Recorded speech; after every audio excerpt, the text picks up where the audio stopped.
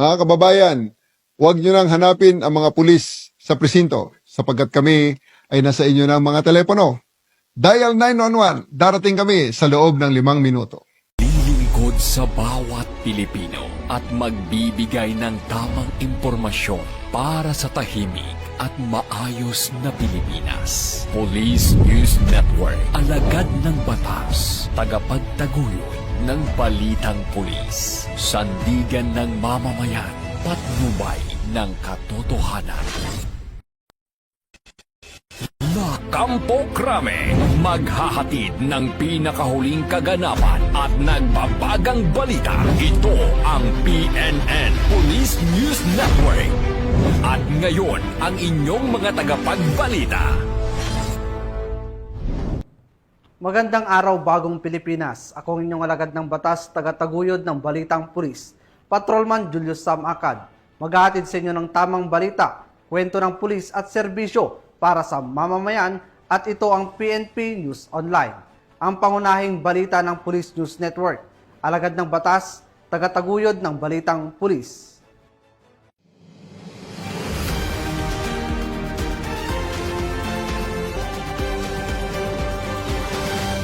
Ngayon ay araw ng linggo at narito ang mga balitang nakalap ng ating mga PNN correspondents sa loob ng linggong ito.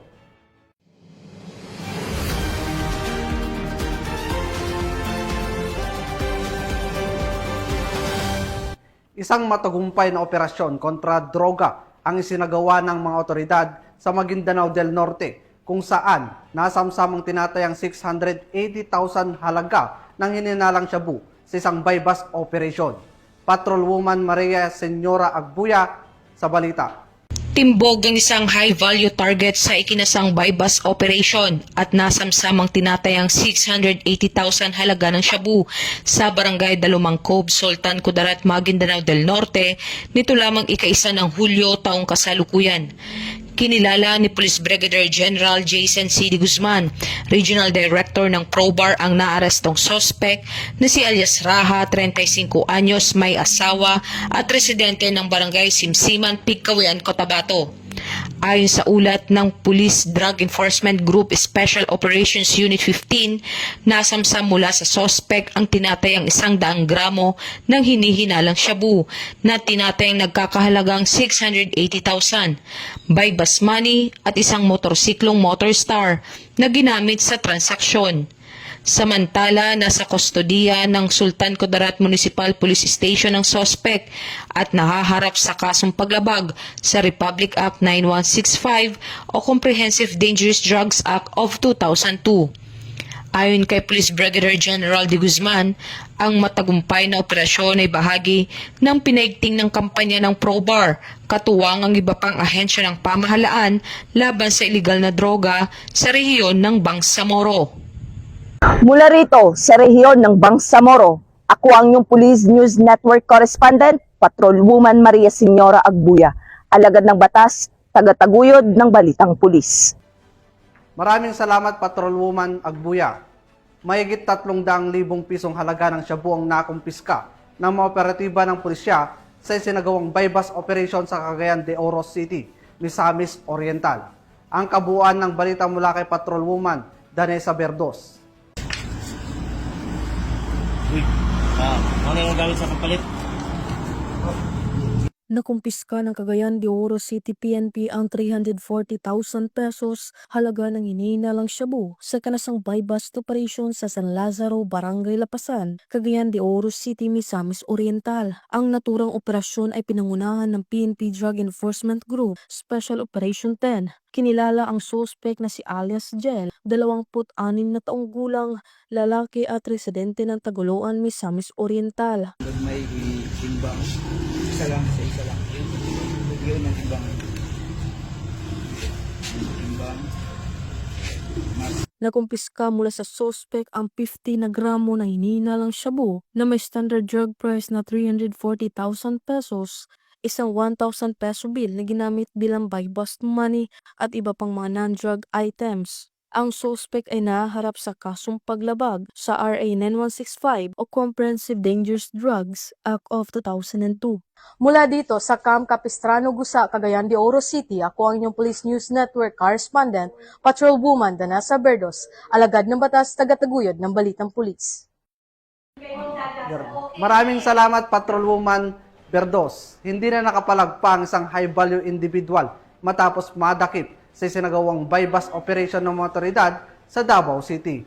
Alamin ang detalye ng report mula kay Patrolwoman Aldin Cañazares. Isang high-value individual sa illegal drug trade ang naaresto ng mga otoridad sa isinagawang bypass operation ng Bahada Police Station dakong 1:57 ng madaling araw noong Hulyo 2, taong kasalukuyan sa Bango Street, Barangay Wilfredo Aquino, Agdao, Davao City. Ayon kay Police Major Mark Anthony C. Igos, Acting Station Commander ng Bahada Police Station, kinilala ang suspect bilang si alias Tantan, 38 taong gulang, binata, at isang residente ng Barangay Bangkas Heights, Davao City na tubong batasan makilala North Cotabato. Nasamsam sa operasyon ang humigit kumulang 6 gramo ng hininalang shabu na nagkakahalaga ng tinatayang 40,800 pesos. Sa kasalukuyan, nasa kustudiya na ng Bahada Police Station ang suspect at ang mga nakuhang ebidensya para sa medical examination at pagsasampa ng kasong paglabag sa Section 5 at Section 11 ng Article 2 ng Republic Act 9165 o Comprehensive Dangerous Drugs Act of 2002. Ang pagkakadakip kay alias Tantan ay patunay na patuloy na dedikasyon ng kapulisan sa kampanya laban sa ilegal na droga sa lungsod ng Davao. Sa tulong ng mangsusing intelligence work, koordinasyon sa PDEA, at determinasyon ng mga operatiba ng Bahada Police Station, muling napatunayan na walang puwang sa lipunan ang mga nagpapakalat ng ipinagbabawal na gamot.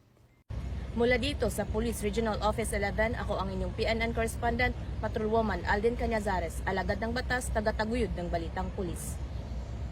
Maraming salamat, Patrolwoman Cañazares.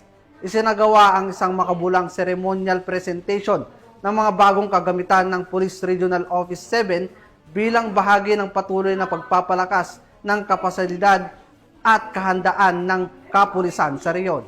Nakatutok dyan si Patrolwoman Annalyn Canoog. Matagumpay na isinagawa ng Police Regional Office 7 sa pamumuno ni Police Brigadier General Rodrigo A. Maranan, Regional Director, ang isang ceremonial presentation ng mga bagong kagamitan na binili, idonate o pinahiram para sa pagpapalakas ng kakayahan ng kapulisan sa Central Visayas nitong ika-1 ng Hulyo sa taong kasalukuyan sa Camp Serios Menya Senior, Cebu City. Ang aktibidad ay simbolo na pinagsanib na suporta mula kay Chief PNP Police General Nicolas Torre III, mga local government units at mga pribadong sektor na layunin paigtingin ng operational readiness, internal security operations at ICT modernization ng Pro-7. Sa ilalim ng PNP Capability Enhancement Program at Regional Procurement, ipinagkaloob sa Pro-7 ang 222 na desktop na computers, 8 office tablets, 225 waistcoat vest, 7 Akela 150cc motorcycles, at 82 one-prime handheld radios. Bukod pa rito, ipinakita rin ang kagamitan mula sa donasyon o pagpapahiram ng LGUs at pribadong sektor, kabilang isang Mitsubishi Triton pickup, isang Toyota Hilux, isang 4x4 Toyota Hilux, isang Suzuki LTV, 4 na Benelli motorcycles, 6 na Honda CF 150cc motorcycles, 2 Honda ADV motorcycles, 30 bicycles, at 28 handheld radios. Malaki ang maitutulong ng mga ito sa pagpapalawak ng mobility at communication reach ng Pro-7, lalo na sa mga geographical isolated at disadvantaged areas at mga high priority operational zones. Patuloy ang Police Regional Office 7 sa pagsasagawa ng mga hakbang upang mapaunlad ang kapasidad nito sa larangan ng seguridad, serbisyo at pakikipagtulungan sa komunidad. Mula dito sa Central Visayas, ako ang inyong Police News Network correspondent, Patrolwoman Annalyn N. Canoog, alagad ng batas, tagataguyod ng Balitang Pulis. Maraming salamat, Patrolwoman Canoog, sa pagpapatuloy ng pinaigting na kampanya kontra ilegal na droga ng pambansang pulisya. 3 suspect ang nasakote sa sinagawang bypass operation sa Malate, Maynila. Yan ang tinutukan ni Police Corporal Abigail Rojas. Naaresto ng mga tauhan ng Station Drug Enforcement Unit ng Manila Police District ang tatlong hinihinalang sangkot sa illegal na droga sa isinagawang anti-illegal drug buy-bust operation dakong alas 2 pasado ng madaling araw sa kabahan ng Quirino Avenue, Barangay 720, Malate, Manila. Kinilala ang mga nahuling suspect na sina alias Getget, 29 na anyos, alias Popoy, 45 anyos at alias Mojako, 27 anyos na pawang mga taga Maynila. Nasamsam mula sa mga suspect ang 4 na pakete ng hinihinalang shabu na may tinatayang timbang na 12 gramo at may malaking halaga. Kasama din sa nasabat ang mga perang ginamit na buy-bust money. Kasalukuyan namang nasa kustodya na ng istasyon ang mga suspect habang inihahanda ang kasong isasampa laban sa kanila para sa paglabag sa Sections 5 at 11, Article 2 ng Republic Act 9165 o Comprehensive Dangerous Drugs Act of 2002. Ang nasabing operasyon ay bahagi ng patuloy na kampanya ng Manila Police District laban sa iligal na droga sa lungsod. Mula dito sa Manila City, ako po ang inyong PNN correspondent, Patrolwoman Abigail Rojas, alagad ng batas, tagataguyod ng Balitang Pulis. Maraming salamat, Corporal Rojas. Arestado ang 74 na individual na sangkot umano sa pagmamahala at pagpapatakbo ng ilegal na online raffle sa bayan ng San Vicente, Tarlac, matapos ang sinagawang operasyon na pinangunahan ng PNP Anti-Cybercrime Group. Magbabalita dyan si Patrolwoman Mary Grace Artizuela. Sinalakay ng PNP Anti-Cybercrime Group katuwang iba't ibang unit ng pulisya at mga ahensya ng gobyerno ang isang illegal na raffle operation sa San Vicente, Tarlac. Huli sa akto ang 74 na individual, kabilang ang financier at operator, distributor, administrative staff at ahente na namamahala sa nasabing pasugalan na walang kaukulang permit at dokumento. Batay sa isinagawang cyber patrolling ng mga otoridad, natukoy na ang raffle draw ay isinasagawa sa pamamagitan ng live streaming upang magmukhang lehitimo sa mata ng publiko. Ibinebenta ang bawat raffle ticket sa halagang 20 piso at ang grand prize naman ay aabot umano sa 4.5 milyong piso upang akitin ng publiko na sumali sa nasabing raffle. Ngunit nadiskubre na ang idinideklarang winners ay kasabwat rin ng grupo. Nung kami ay nagsagawa ng verification sa local government units, sa SEC, sa BIR, PAGCOR, DTI, wala po lahat silang any documents that could prove na legit yung ginagawa nila. Sinampahan na ang mga naaresto sa reklamong paglabag sa illegal gambling na may kaugnayan sa Cybercrime Prevention Act. Ang matagumpay na operasyon ay bahagi ng direktiba ni PNP Chief Police General Nicolas D. Torre III na paigtingin ang cyber patrolling at tiyakin ang mabilis na aksyon laban sa mga cyber criminals na patuloy na ginagamit ang social media para sa mga panlilinlang at iligal na aktibidad. Mula dito sa Campo Crame, ako ang inyong PNN correspondent, Patrolwoman Mary Grace Artizuela, nagbabalita para sa Police News Network, alagad ng batas, tagataguyod ng Balitang Pulis. Maraming salamat, Patrolwoman Artizuela. 7 suspect ang umanay sangkot sa karnaping at online na pagbebenta ng mga ninakaw na sasakyan at pyesa na tuluyang nasukol ng mga tauhan ng PNP Highway Patrol Group sa sinagawang operasyon sa lalawigan ng Bulacan. Alamin ang detalye mula kay Patrolwoman Janine Kyle Sorongon. Timbog ang 7 suspect na sangkot sa kasong Republic Act No. 10883 or the New Anti-Carnapping Act of 2016 sa ikinasang operasyon ng mga tauhan ng Bulacan Highway Patrol Team sa pangunguna ni Police Major Renz Principe at sa pamumuno ng kanilang Regional Chief na si Police Lieutenant Colonel Joey Caise kasama ang kapulisan ng San Jose del Monte City Police Station sa Block 12 Barangay Gumaok West, San Jose del Monte City, Bulacan nito lamang nakaraang araw. Itong si alias Carlos ay nagrenta ng sasakyan na isang Toyota Fortuner kay Mr. Leesa na kung saan nagkaroon sila ng usapan na rentahan ito ng 4,500 pesos. Pagkatapos ng ilang araw at tinatawagan na ni Mr. Leesa si alias Carlos, ngunit sa kabilang banda ay hindi na ito makontak. Sinuri umano ng may-ari ang GPS na nakakabit sa sasakyan kaso hindi niya na ito malocate. Noong June 28, 2025, dumulog itong si Mr. Leesa sa tanggapan ng HPG Bulacan para i-report na ang kanyang sasakyan na nirentahan ay binibenta na sa marketplace selling parts of Toyota at Fortuner, kaya't nagsagawa agad ng aksyon ng HPG na kung saan isang HPG personnel ang nagpanggap na poser buyer at nakipag-transact umano kung saan ipipick up ang mga parte ng sasakyan. Pagdating nga sa lokasyon ng kanilang pinag-usapan ay kumpirmadong ang mga parts ng sasakyan ay tugma sa sasakyan na pagmamay-ari ni Mr. Leesa. Ayon sa papeles na dala-dala ni Mr. Leesa at dito na nagsagawa ng pag-aresto sa 7 sospek. Nakarecover din ng HPG ng 3 pang sasakyan, isang Toyota Camry 199, isang Hyundai Eon at isang Chevrolet Aveo. Binasahan ng mga suspect ng kanilang karapatan sa salitang kanilang nauunawaan at nasoksodiyan na ng Highway Patrol Team Bulacan Detention Facility habang hinihintay ang pagharap namang ito sa korte.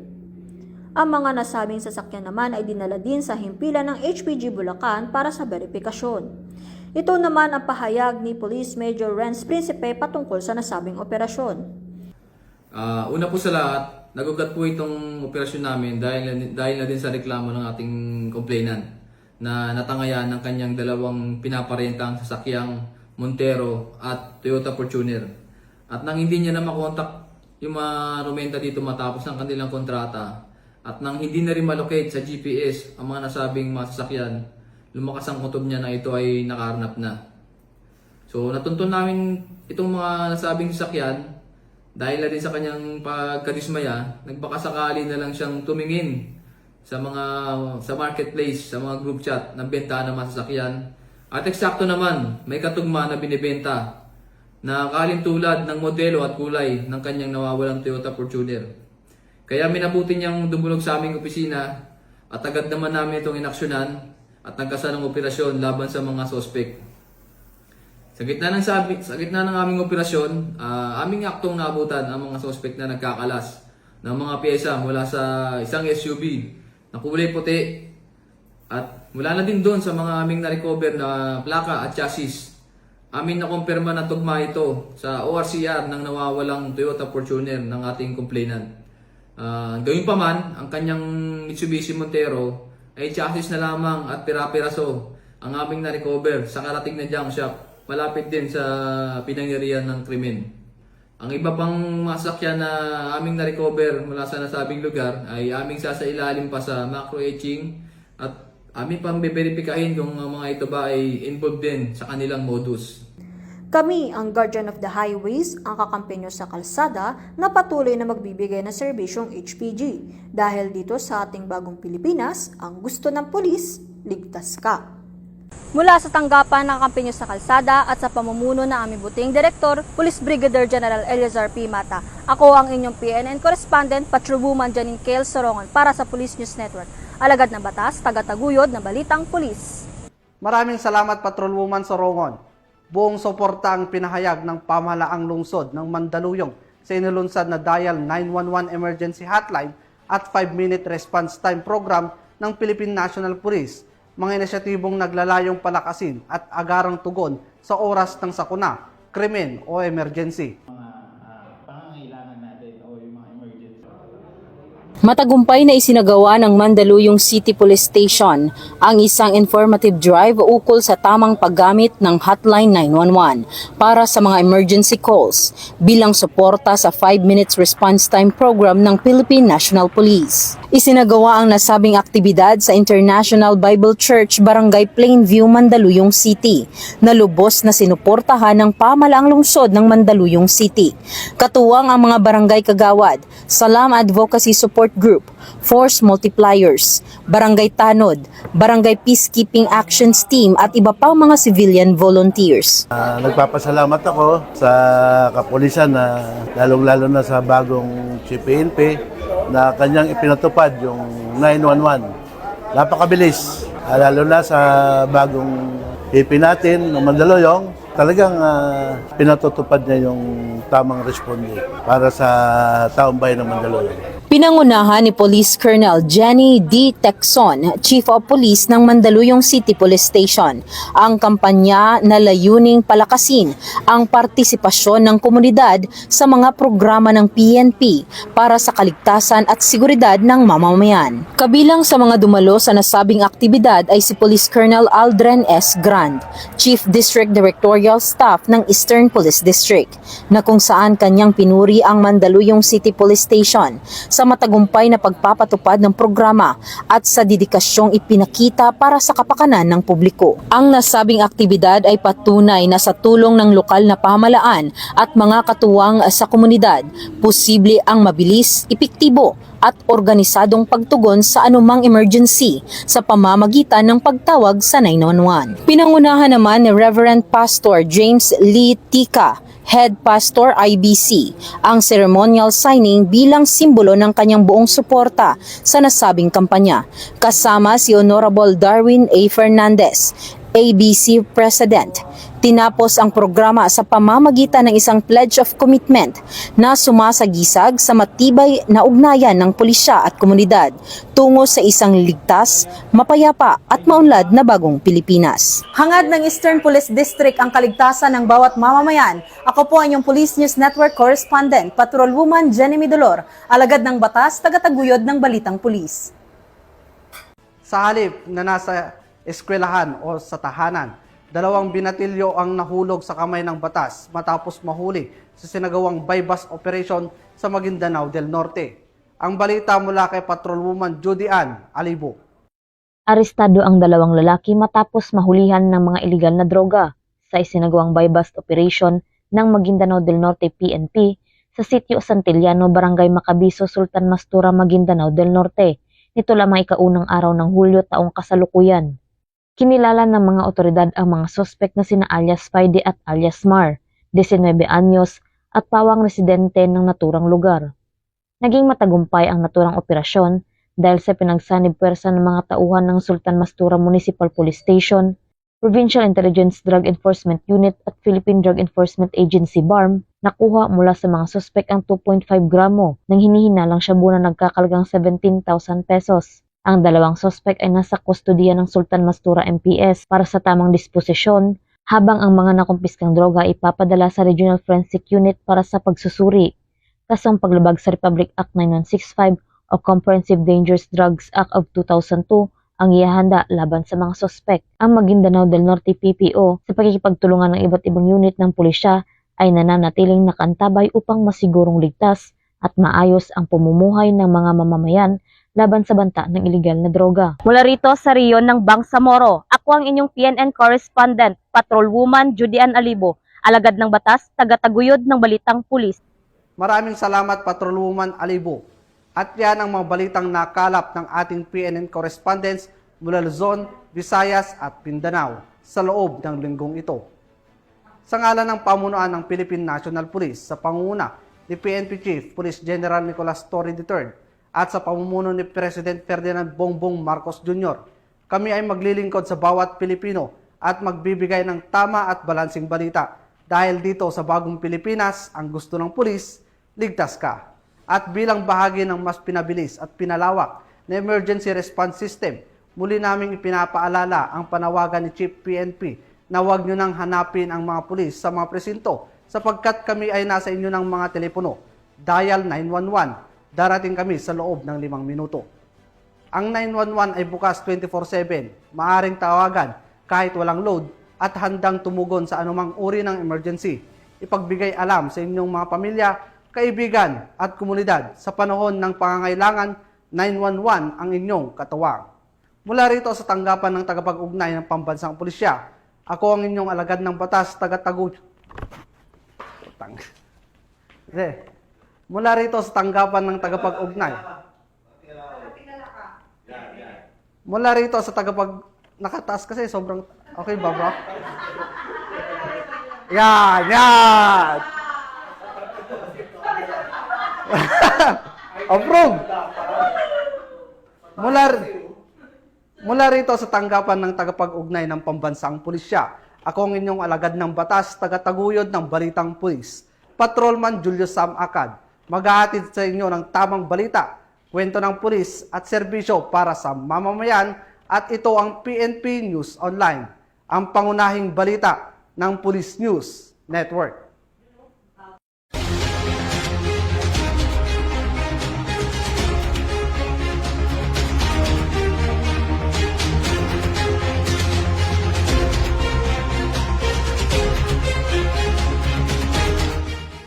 Police News Network, alagad ng batas, tagapagtaguyod ng balitang pulis.